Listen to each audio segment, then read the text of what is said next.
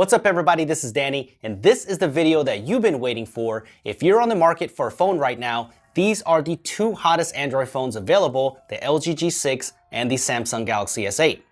Both of these phones are really good, so I'm going to try to help you make the best buying decision. We're going to take a look at the build quality, the battery life, the camera quality, all of that, and let's see which one is the best for you. This comparison is a little tougher than years past because these two phones actually share a lot more similarities than they did before. Looking at them both side by side, they share similar build materials like glass on the back and metal frame, new taller and unconventional high-resolution 18:9 displays. They are both IP67 dust and water resistant with wireless charging, which I personally love. So both of these phones are fully feature-packed. Let's begin with the differences, starting with the display.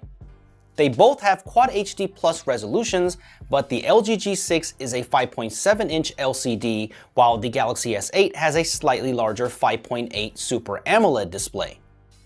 The biggest difference here is the screen technology. The S8's AMOLED display has deeper blacks and punchier colors, and while it might be a preference battle at this point, it's really noticeable on features like the always-on display. The S8's black levels make the always-on display look like it's a part of the frame, where on the G6, you can notice that the screen is on.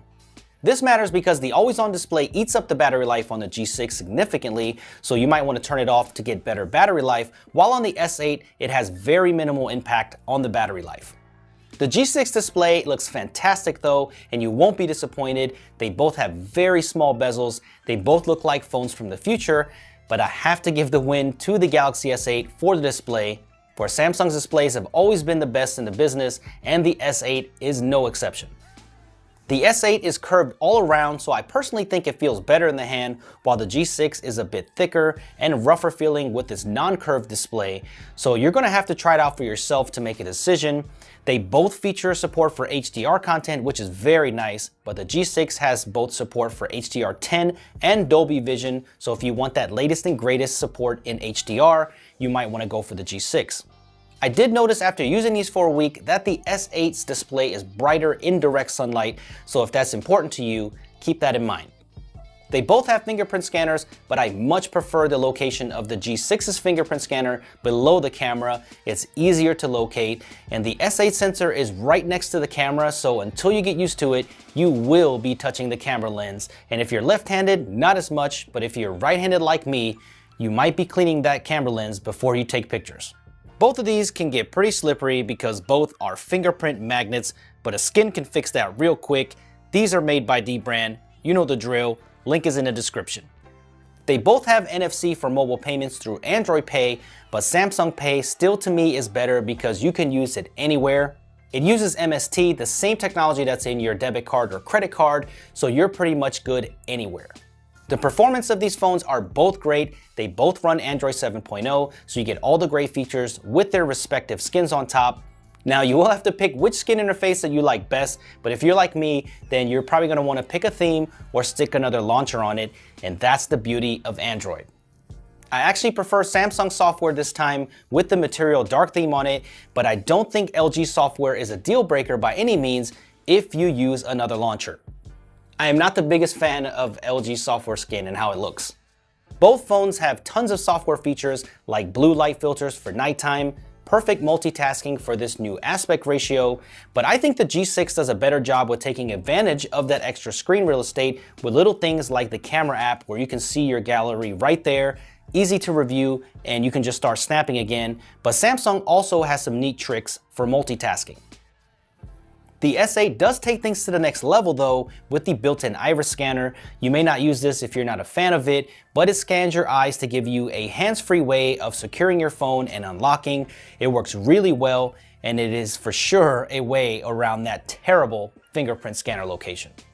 The S8 does have the faster and newer Qualcomm Snapdragon 835 processor versus the LG's older Snapdragon 821 chipset. They both have 4 GB of RAM, but the S8 has doubled the onboard storage at 64 GB versus the G6's 32 GB of onboard storage depending on the country you live in, but they both have micro SD cards for cheap and easy expansion. To be honest, there's not a whole lot of real-world performance gains that I'm seeing on the S8 versus the G6, but if you want the latest and greatest, you will be pulled towards the S8. Yep, the benchmarks are faster. Things might be a little snappier on the S8, but in my usage, I don't notice much of a difference, so keep that in mind. The S8 does have the more efficient CPU and better GPU, so that will be better for gaming and overall performance down the line. They both have 3.5mm headphone jacks, so that's a great thing. They both just have a single speaker on the bottom, and that's a major disappointment for me. I really hate how easy it is to cover up both of these speakers with just a finger. But if I had to go with the actual sound quality, the LG G6's speaker sounds much fuller and better, while I think that the S8 speaker gets pretty loud, but it's pretty tinny. Depending on where you live, you do have the choice of the quad DAC on the LG G6, which will give you incredible audio output and drive higher impedance headphones. So if you have that option, then maybe I would go for that, but you will lose wireless charging. Before we get into the camera, let's talk about the battery life. They both feature USB Type-C ports at the bottom, and they both feature quick charging, but the G6 has the faster Quick Charge 3.0 versus the older Quick Charge 2.0 on the S8.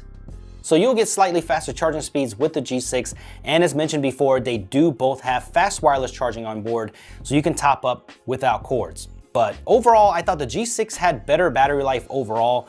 I'm getting about 5 hours of screen on time with each day's use, where I was getting a little bit over 4 with the Galaxy S8.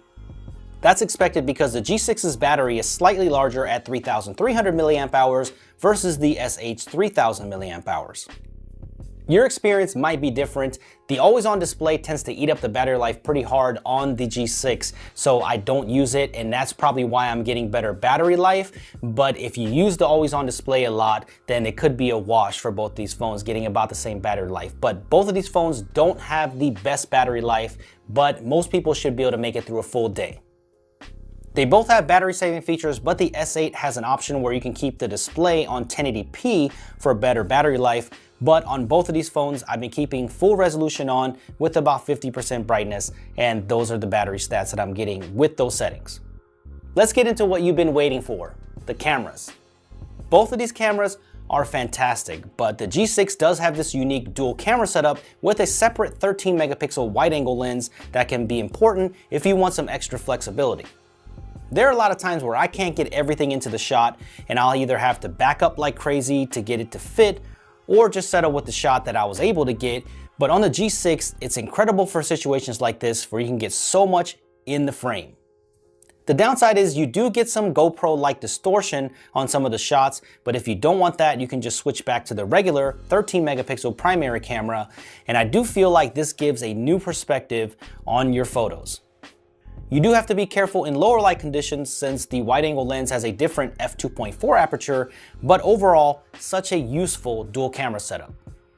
The Galaxy S8 has a similar 12 megapixel camera to last year's S7 with some new image processing, and it comes with a lower f1.7 aperture compared to the G6's f1.8.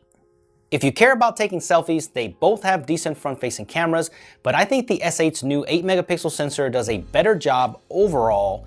But the LG G6's ability to switch to an ultra wide angle could be the feature you like, especially if you're trying to capture a lot of people. After taking a ton of pictures and reviewing them, there's one thing that you're going to notice right away is that the LG G6 tends to over sharpen a lot in post-processing. This might be okay if you like this look, but the S8 has a much more natural look to it where the colors and the overall image is smoother. When you crop in, you can really start to see the over sharpening, and I personally don't like this look, but once again, this is personal preference. The dynamic range on both of the cameras are stellar and both produce some great images, but I always ended up liking the S8's pictures better in the end. The only time the G6 is the clear winner though is in macro mode. There's so much more detail there, and the minimum focusing distance is slightly better on the G6. I think a lot of people will agree with me here. I just think that the S8's pictures look more natural. I mean, what do you guys think? Low light is the same outcome. They both do well and have great noise reduction, especially in the nighttime shots, but I like the more natural processing on the S8, giving the night pictures more of a natural look and softer look with more realistic edges. But once again, the G6 does pull off some better details, especially when you crop in on certain parts and in certain lighting conditions, but I still think that the S8 takes it overall. When it comes to 4K video, they are both sharp. I did notice that the stabilization is a little bit better on the G6. Now, these are handheld shots right next to each other, but where the G6 wins is on the software side of things.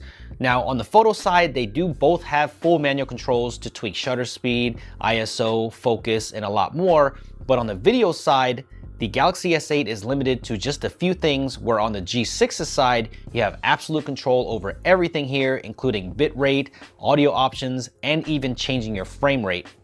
So if you plan to do some video creation with your phone, the G6 might be the phone for you.